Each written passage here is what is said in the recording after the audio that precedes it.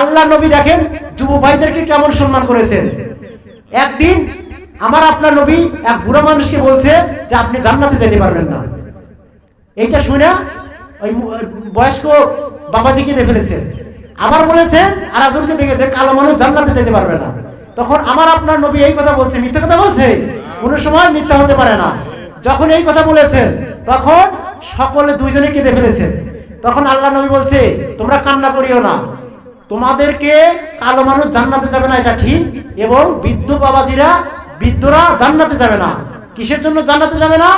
যখন জান্নাতে প্রবেশ করাবো, আল্লাহ রাব্বুল আলামিন যখন জান্নাতে প্রবেশ করাবেন তখন ওই বুড়া করে ওই জান্নাতের মধ্যে প্রবেশ করাবেন না, যুবক করে ওই জান্নাতের মধ্যে প্রবেশ করাবেন, বলেন সুবহানাল্লাহ। এবং কালো মানুষকে জান্নাতে দিবেন না।